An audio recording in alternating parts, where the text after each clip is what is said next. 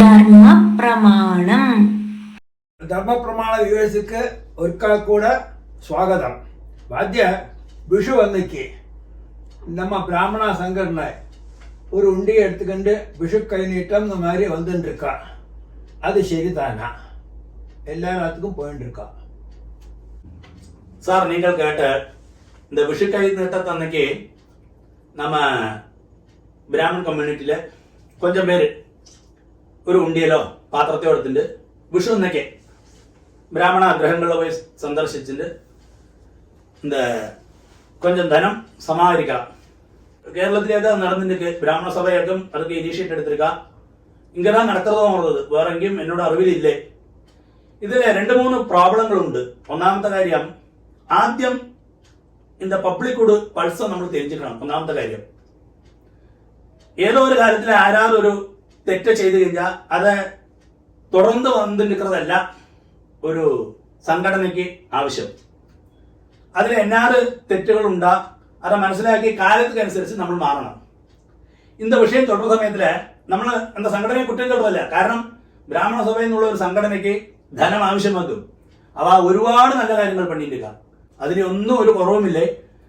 ബ്രാഹ്മണ സംഘടനയിലുള്ള அந்த പ്രതിനിധികൾ ഓരോ ഇടത്തിലെയും വെയിലും മഴയും കൊണ്ടുകൊണ്ട് പോയി ഒരു ഉണ്ടിയലോ പാത്രത്തെ എടുത്തിട്ട് പോയി കാശ് സമാഹരിച്ച് സ്റ്റേറ്റ് കമ്മിറ്റിക്ക് കൊടുക്കണം. സ്റ്റേറ്റ് കമ്മിറ്റി അതുമാതിരി നല്ല രീതിയിൽ ചെയ്തിട്ടില്ല. ഇതെല്ലാം നല്ല കാര്യം തന്നെ. പക്ഷേ നമ്മ സംഘടനയോട് എപ്പോഴുമേ ഒരു കാര്യം തിരിഞ്ഞിട്ടുണ്ടത്, നമ്മ ബ്രാഹ്മണ സഭയെന്നുള്ള ഒരു ബ്രാഹ്മണൻ ജനം എപ്പോഴുമേ ഒരു ഉയർന്ന പൊസിഷനിലുള്ളതൊക്കെ എല്ലാവരും ചിന്തിക്കണം. ഇപ്പൊ ഒരു ഓഫീസിലെ പോറാൻ ഒരു ബ്രാഹ്മണൻ, അവനക്ക് ധനമിരിക്കോ ഇല്ലയോ, അവൻ ചിലപ്പോ മറ്റുള്ള നമ്മുടെ ധനം കമ്മിയാനാൽ കൂടി അവന് സ്വാമി വരുന്നില്ല. അവനക്ക് അത്രയും ബഹുമാനം നിർത്തും ബ്രാഹ്മണനുക്ക്. ஆனா அந்த விஷுன்றது உங்களுக்கு தெரியும், கிருதயுகத்திலேருந்து அது மாதிரி கலியுகம் ஆரம்பிச்சது இந்த விஷு എന്നൊക്കെയാക്കും. அந்த ஒரு நல்ல நாள்ல ஒரு பாத்திரத்தை எடுத்துட்டு இல்ல உண்டியல எடுத்துட்டு ഓരോ ആത്തില് പോയിട്ട് എന്റെ സംഘടനയ്ക്ക് കാശില്ലേ എന്നാ ഉണ്ടിയല്ല പോടുമ്പോ തുടരല്ല. இந்த കാലത്തിന് അനുസരിച്ചത് പ്രാകൃതമായ ഒരു രൂപമാക്കും. അതൊന്നും ചെയ്യവേ ബാങ്കില് അല്ല, തെറ്റായ കാര്യമാക്കും. ഇതെല്ലാം இந்த സംഘടനയിലുള്ള പ്രസിഡന്റ് സെക്രട്ടറി എങ്ങൾക്ക് ജനങ്ങളോട് പൾസ് ശരിയാക്കി ഇതെല്ലാം ചേർന്ന് തെറ്റായ കാര്യമാക്കും. അവ ആദ്യം ഇതെല്ലാം മനസ്സിലാക്കണം. ഇതെല്ലാം നമ്മൾ ചേർന്ന് ശരിതാനാ. കാരണം ഇത് ചൊട്ടത്തിന് വേറൊരു കാര്യം കൂടി ഉണ്ട്. ഇപ്പൊ നീക്കൊന്ന് ആലോചിച്ച് പറയുമ്പോ എനിക്ക് പേഴ്സണല പല ബ്രാഹ്മണാളെയും പല പൊസിഷനിലും ഹൈ പൊസിഷനിൽ ഇരിക്കുന്നവളെ എനിക്ക് തിരിയും. അപ്പോ ഇപ്പോ എക്സാമ്പിൾ சொல்றேன். കല്യാണരാമൻ, കല്യാൺ ജ്വല്ലേഴ്സോട് ഓണർ, പെരിയ കോടീശ്വര പ്രഭുക്കും ആനാ ദാനശീലനുമാക്കും.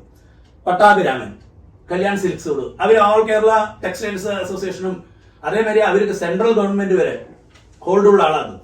അവരെന്നേക്ക് കൂട്ടിച്ചൊല്ലാൻ നരേന്ദ്രമോദി എന്നെ വന്ന ഇത് പണുക, പ്രൈം മിനിസ്റ്റർ അടക്കം എന്നെ വേണമെന്നാ ചെയ്യുക. കാരണം എനിക്ക് ഇവൾക്കെല്ലാം അത്രയും ഹോൾഡ് ഇരിക്കുന്ന അർത്ഥം. ഇപ്പൊ ഇവ മാത്രമല്ല, നമ്മൾ ഏത് മേഖലയിൽ എടുത്താലും ശരി, സുപ്രീം കോടതി ജസ്റ്റിസ് ചിദംബരേഷ് അവർ പെരിയൊരു അന്ത പൊസിഷനിൽ, അതായത് ഞാൻ ചൊല്ലിയിട്ടുള്ളത് ഓരോ പൊസിഷനിലും നമ്മളോട് പെരിയ ആൾക്കാർ എടുക്കാന്നർത്ഥം. തൃശ്ശൂരിൽ ഒരു അഡ്വക്കേറ്റ് ഉണ്ട്, അഡ്വക്കേറ്റ് ഈശ്വർ വരിക. ഈശ്വറും വക്കീലാക്കി ചൊല്ലി കഴിഞ്ഞാൽ അங்க ജഡ്ജി അപ്പൊ തന്നെ എഴുതി വെച്ച് അവരെന്നെ ചൊല്ലാലോ അതെ, அதுக்கு மேல ഒന്നും கிடையாது. സുപ്രീം കോടതിയിൽ ഒരു വക്കീൽ இருக்கார், അഡ്വക്കേറ്റ് இருக்கார், மகேஷ் சகசரநாமன் பேரு. அவர் பெரிய பொசிஷன்ல இருக்கார். எனக்கு പേഴ്സണലാ ഇൻകം ടാക്സും GSTയും ഓഫീസർമാരെ സെൻട്രൽ മിനിസ്റ്ററി വരെ തരും.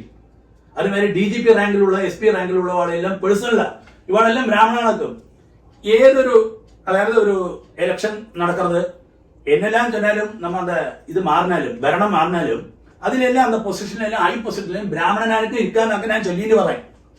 ഇപ്പൊ നിങ്ങൾ പറയുന്നത് മെഴ്സിഡസ് ബെൻസ് വല്ലുവ, അതുകൊണ്ട് MD ഒന്നും നമ്മ ബ്രാഹ്മണനാക്കും. സന്തോഷ് അയ്യർ വല്ലുവ. എനിക്ക് പേഴ്സണലായി തെரியപ്പെട്ട ഒരുപാട് വിവാഹങ്ങൾ ഞാൻ ചൊല്ലിയിട്ട് പറഞ്ഞത് അതുകൊണ്ടാണ് ചൊല്ലി. കാരണം ഇവാളെല്ലാം സമൂഹത്തിൽ നമ്മളെല്ലാം ബ്രാഹ്മണ എല്ലാം ഉയർന്ന സ്ഥിതിയിലിരിക്കുക. അത് മറ്റുള്ള ആൾക്ക് തെരിയത്തക്കനായ രീതിയിൽ அந்த നല്ലൊരു നാളില് ഒരു ഉണ്ടിയിലെടുത്ത് ഒരാത്തിൽ പോയി എங்களுக்கு സംഘടനയ്ക്ക് ആശയില്ല താങ്കോളോ അതെല്ലാം തെറ്റായ രീതിയാക്കും. സംഘടനയ്ക്ക് പണം വേണം ഇല്ലേ, അതൊക്കെ പല വഴികളുണ്ട്. അത് പല വഴികളും നമ്മൾ എല്ലാവരുടെയും സമൂഹവുമായി ബന്ധപ്പെട്ട അല്ലെ ജനങ്ങളുമായി ബന്ധപ്പെട്ട ആൾക്കാരുടെ ചൊല്ലാൻ അത് പ്രതിവിധി പലരും ചൊല്ലുക. ഒരു എക്സാമ്പിളോട് ഇതിൽ ചൊല്ലി പറയാം. ഇപ്പോ ഇന്ത്യയിൽ നിറയെ ഫ്ലാറ്റുകൾ നിറയെ പേര് വാടകയ്ക്ക് കൊടുക്കാം. ചിലപ്പോൾ അത് ബ്രാഹ്മണൻ ഇരുപ്പാൻ, അടുത്ത വർഷം ഇനിയൊരു ബ്രാഹ്മണനല്ല വേറൊരു ബ്രാഹ്മണൻ അല്ലാത്തവ താമസിപ്പാം. അപ്പൊ എങ്ങോട്ടേ പേഴ്സണലായിട്ട് ഇതിന് മുന്നാടി നിറയെ വർഷങ്ങൾ കേട്ടിട്ടുണ്ട്. ഇത് സ്വാമിമാര് ഒരു വിഷു ദിവസം ഒരു പാത്രത്തിന് എടുത്തിട്ട് വന്നു, ഞാനൊരു 5 രൂപ കൊടുത്തു അല്ലെങ്കിൽ 10 രൂപ കൊടുത്തു. ഞാൻ ഒരു 5 രൂപ പോട്ടെ ഇല്ല 10 രൂപ പോട്ടെ എന്നൊക്കെ അവ ചൊല്ലറ. ഇതെന്തിനാണ് അമ്പലത്തിക്ക് വേണ്ടിയിട്ടാണോ ഒരു കേക്കറ അയങ്കട്ടെ നമുക്ക് ചൊല്ലപ്പെട്ടാല് നമ്മ ബ്രാഹ്മണ സംഘടനയിലെ പൈസ അല്ലാക്കി വിഷു വന്നേക്ക് കാത്താല കൊണ്ട് പാത്രത്തെ കൊണ്ട് പറയാൻ നമുക്ക് ചൊല്ലപ്പെട്ടുമോ നാണക്കടൽ വാ.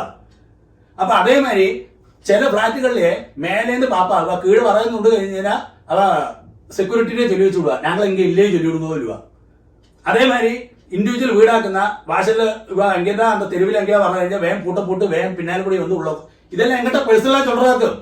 ഇതെല്ലാം സ്റ്റേറ്റ് കമ്മിറ്റി മനസ്സിലാക്കണം. നമ്മൾ നല്ലൊരു നാളായിട്ട് ഒരു പാത്രത്തെ എടുത്തിട്ടുണ്ട് അന്ന് വിഷു ചൊല്ലുന്നത് അത്രയും നമ്മളോട് സംഘടന ഇവിടെ എത്രയോ താഴ്മയാ നനയ്ക്കപ്പെട്ട വിഭാഗങ്ങളിലാണ്. നിങ്ങൾ പാത്രം തരിക പോവിലോ ഇല്ല ഒരു സംഘടന നടത്തണമുണ്ടെന്നാ വിഷു വന്നെങ്കിൽ എല്ലാവർക്കും ₹1 വെച്ച് വിഷുക്കൈ നീട്ടം കൊടുക്കുക.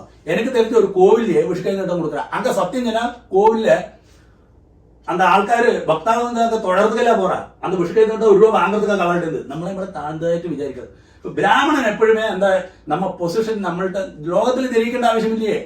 അപ്പൊ ഇന്തമാരിയെല്ലാം നമ്മ സംഘടനയെ സഹായിക്കുന്നത് എത്രയോ പേര് റെഡിയാക്കും. പക്ഷെ അതൊക്കെല്ലാം നമ്മൾ ബേസിക് ജനങ്ങളോട് അതായത് ബ്രാഹ്മണങ്ങളോട് കീഴിലുള്ള പൾസ് മനസ്സിലാക്കിയിട്ട് വേണം പ്രവർത്തിக்கிறதுக்கு.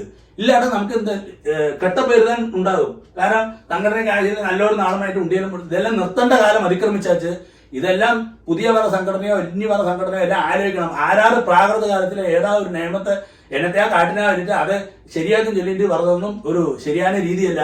അതെല്ലാം നിർത്തേണ്ട സമയം അതിക്രമിച്ചാച്ച് ദയവ് ചെയ്ത് നമ്മ ബ്രാഹ്മണോട് വരെ നീങ്ങളെ കളയാകുമ്പോ സംഘടനയിലുള്ളവ മേലെയുള്ളവ അത് തന്നെ എനിക്ക് അഭ്യർത്ഥിക്കുള്ളത് ഇതില്.